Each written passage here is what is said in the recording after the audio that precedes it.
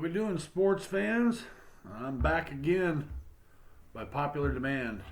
If it's not by the public, it's by me. Just it's been a dreary Saturday afternoon. Sitting here trying to stay warm in Central Texas. Big shout out to the coach of the EA Bears and all the Mid-Tex umpires that joined in the other night for our Zoom broadcast with I don't know how many 9-year-old to 12-year-old catchers were on the Zoom broadcast with us.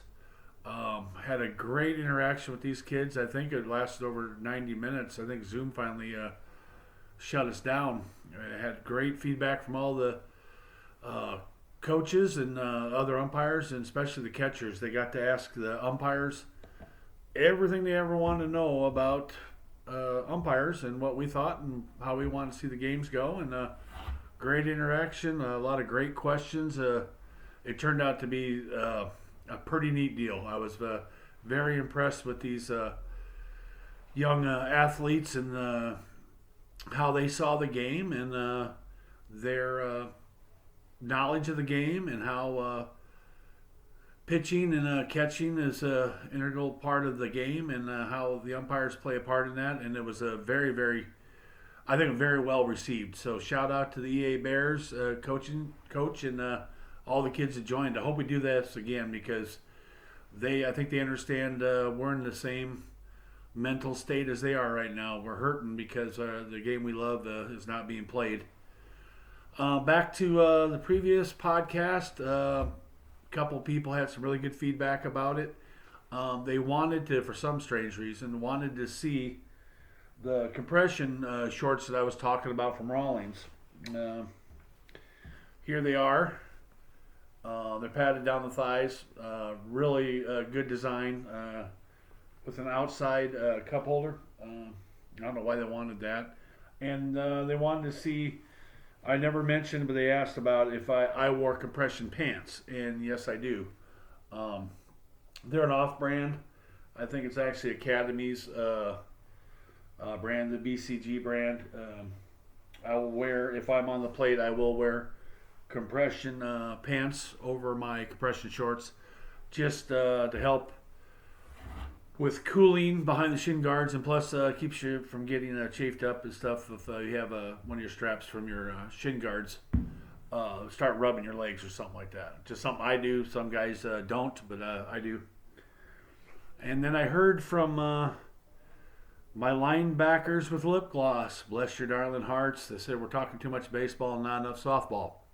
I heard you, and believe me, I know better than to argue with a woman. So tonight's podcast number 6 is totally dedicated to softball. And a great question. I can't remember who had sent in, but they asked if I could explain some of the rule changes from 2019 to the 2020 season so that they can be ready to roll when the season starts. And some of the parents and the players want to know about some of the rule changes for 2020. Here in Texas, we have USSSA, USA, and then federated or high school softball rules that mainly most tournaments are covered under. And I don't want to read it all verbatim to you because I think that'd be boring. I'll just kind of skim over them, kind of explain a little bit of them. Some of the major bodies had considerable rule changes for 2020, and some didn't. They'd already made the appropriate changes, in my opinion, over the last few seasons to address some of the things that have been going on in the field. So let's jump right into USSSA. Basically, USSSA for 2020 has decided to really focus on the Section 6 rules. Rule 6 rules, mostly in Section 1, which would be concerning the pitcher's feet on top of the pitching plate or pitching rubber, however you want to say it. It used to be illegal that, or they wanted to have both feet on top of the rubber. before the pitcher came to set position to throw a pitch. That has been changed for 2020 to where it's okay now to have 1 foot behind the rubber, or still have both feet in contact with the rubber, but 1 foot can be behind. And then you can step back with your non-pivot foot before you brought your hands together. That would constitute a legal pitching position before you threw the ball. And then another one that U-Trip, and I thought this was something that was always kind of in the rules, but I guess they needed a clarification on it, was what the pitcher could or could not use to dry their hands and have their hand in contact with the ball. So it's basically you can rub dirt in your hands, rosin, but not chalk on the ball, and you don't have to clean your hands before you throw the pitch. But if you had any other substances, you were required to dry your hands before you made contact with the ball. Another thing that USSSA come out with, and I had never seen this in my years of doing softball, that a pitcher would roll the ball across the plate to keep a batter from making contact with it. I guess this has been a problem somewhere because they've thought to make a rule now and a clarification on that it says the pitcher shall not deliberately drop the ball and roll it towards the for the batter, and it's a dead ball penalty, and the batter will be awarded the ball, or let me just get this right. Let's see here. At the end of the play in action, the batter is awarded a ball, which may be declined by the offense. The first time that happens, there'll be a team warning issued against the offense for that, and then the second one, the pitcher would be restricted to the bench. And then the speed of play rules, which I think most other leagues have already implemented this, kind of following the major leagues. That at the beginning of the inning, that the pitcher, new pitcher coming in or a relief pitcher, they get 1 minute or 5 pitches, unless there's been a stoppage by the umpire for substitutions or some kind of a rules clarification or something like that. It's just to help speed up the game. And then I think the other one was about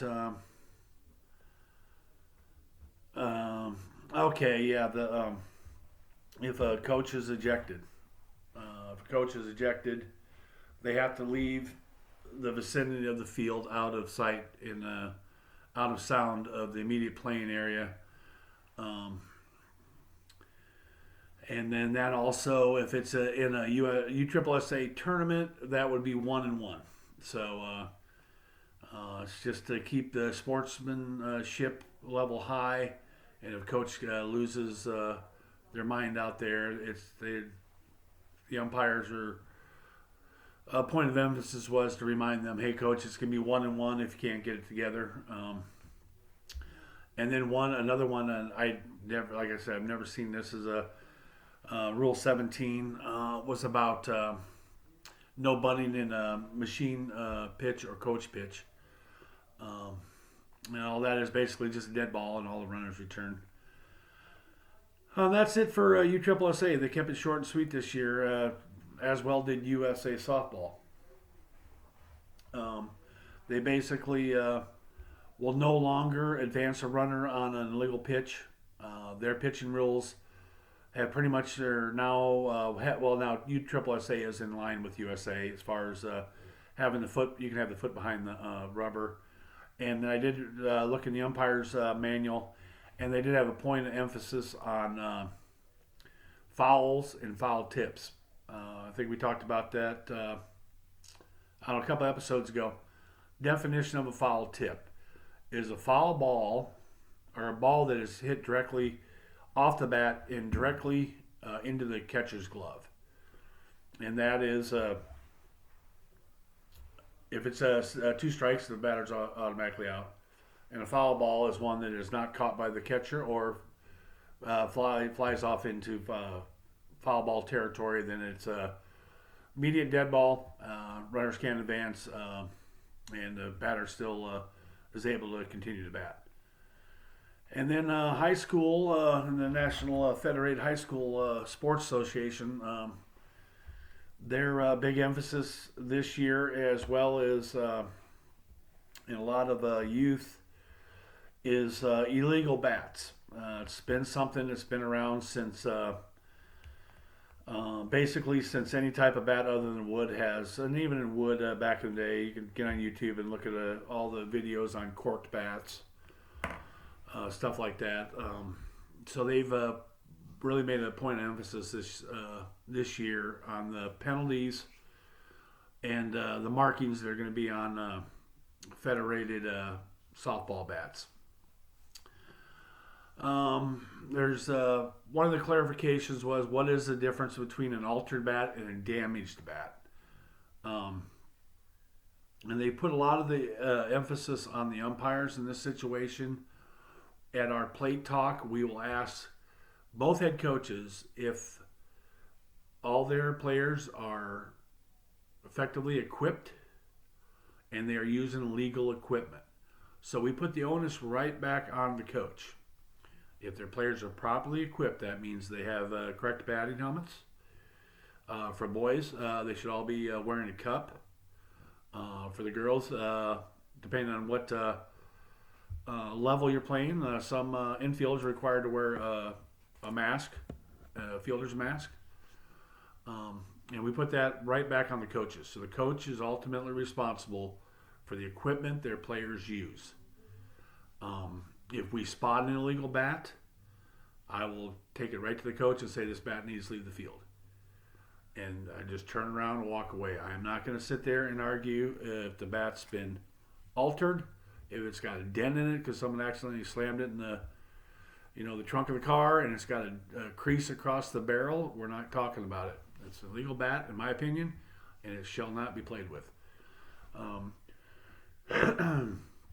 And if in high school for softball, if the bat leaves any type of a paint transfer on the ball, that's automatic indication that there's something wrong with that bat.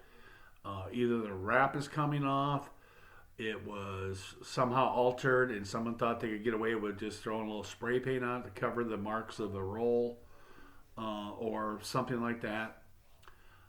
So that is automatically the bat needs to be removed from the field of play before that batter gets themselves in trouble in some type of unsportsmanlike conduct situation where the batter will be ejected, and so the coach will also.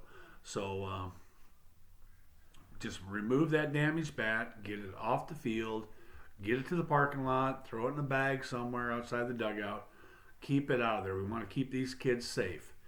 If a player would bring a bat up and I can hear a rattle in that bat's not even getting on the field. I am going to stop that player, say, you need to go get another bat. Well, it's the bat I've had all season. I'm sorry. I hear a rattle inside that bat. I don't know if the bat's been shaved, it's been altered, or anything. But bats are sealed at the factory when they're manufactured, and there's nothing inside them at that point. Something has changed in that bat, and now we have something to rattle around inside of them. It's a piece of plastic from an end cap or anything like that. No umpire worth his salt is going to let that bat into the game, because if it's been altered and someone, God forbid, gets hurt by a batted ball, that's could end up being some type of a legal situation, and we're not going to have that. I don't understand the rolled bats, any of that stuff. I know NCAA now has went to automatic compression testing on all bats before a game. It's gotten that bad. Apparently, we don't want to work that hard in the batting cages and strength and conditioning. That we think we can game the system by using an illegal bat to get better hits. So that's where that comes from. And also, they have now adopted certification marks, which was always kind of a gray area when it came to high school softball. All the bats must bear the 2000, 2004, or the USS softball all game certification stamp, or we call it the thumbprint. Have a thumbprint stamp on the bottom of the barrel of the bat, and the bat must not appear on the USA softball's banned bat list. I know the big thing was the Ghosts, the Easton Ghosts. There was one that was silver and one that was gold. I know Donald Reedy talked about it when we had a Zoom meeting here a couple weeks ago. He talked about it, and actually someone, one of the umpires on the Zoom had both bats, and he said, this one here is legal in high school. This one is legal, and the other one is illegal. And they're basically the same bat, but with a different wrap. One was silver, one was gold. One was a certified bat, one was not. So for the home plate umpires and even the base umpires who are walking by a dugout, just look down. Girls are warming up, swinging that bat. You can spot those thumbprints a mile away, and you can see if it's got the 2000, 2004, or the USS or USA softball all game certification on it. Or and of course, if you want to swing a wood bat, you can, and then